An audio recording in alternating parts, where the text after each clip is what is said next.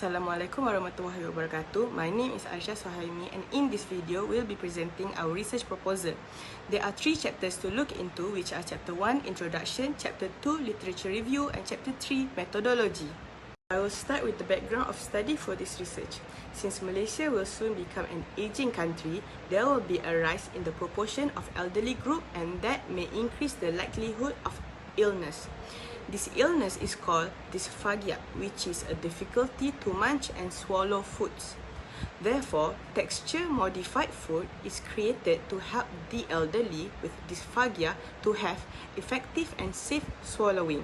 Next is a research problem.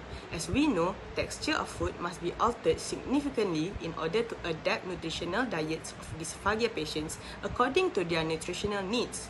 Also, food service workers, individuals, all households as well as nursing home carers need to improve their knowledge on the texture, nutrition and sensorial aspects of foods to ensure the patient's well-being.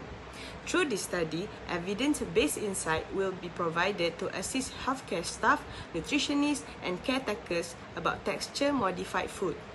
Moving on to the research objective, this study's purpose is to identify the impact of texture-modified food and composition, such as the food's texture, appearance, food choices, and experiences, as well as to determine the relationship between texture-modified food and the elderly population in Malaysia. Thus, to support the research objectives, following questions are formulated. The first question is, how does texture modification in food affect its appearance, consumers' choices, and their experience? The second question is there any significant relationship between texture-modified food and the elderly population in Malaysia?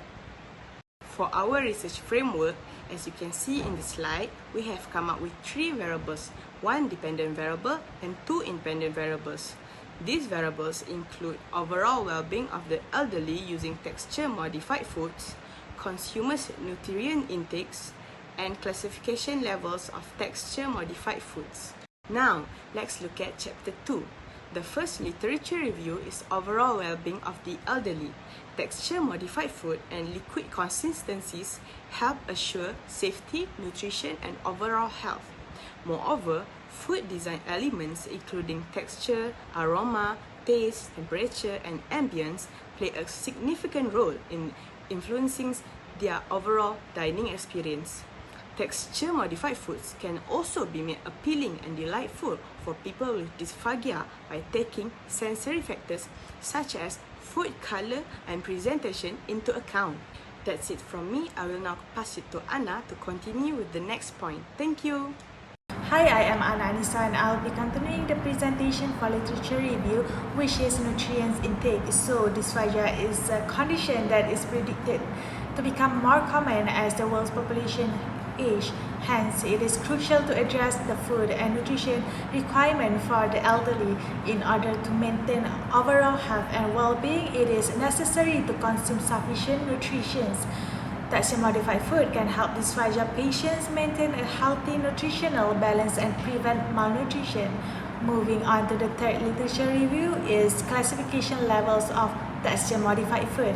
So there are 5 classifications of texture-modified food, which are from easy to chew level 7 until liquidized level 3. This regulation by IDDS is used as a guide for the food production for dysphagia patients.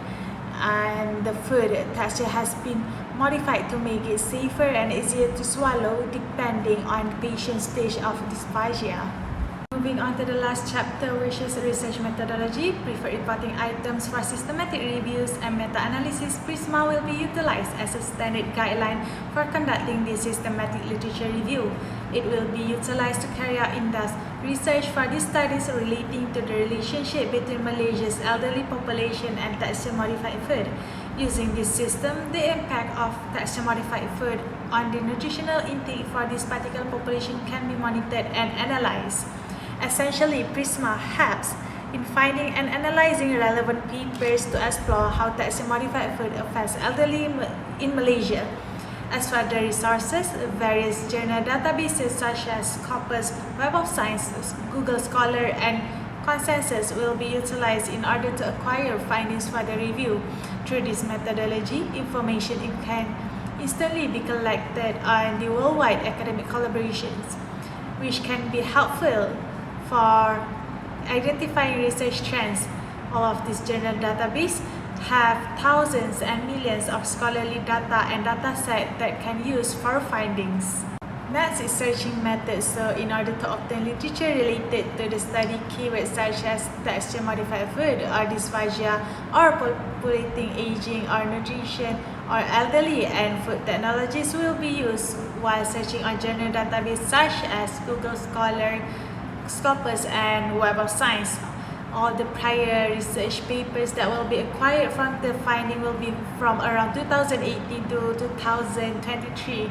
Studies that are not correlated will be excluded and removed based on the full text publications found through the keyword search that fulfill the research selection criteria.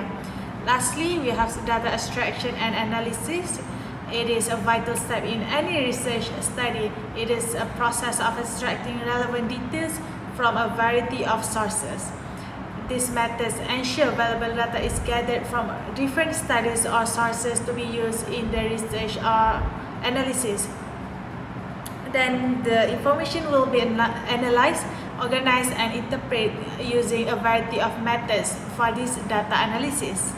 So that is all from us. Thank you for watching.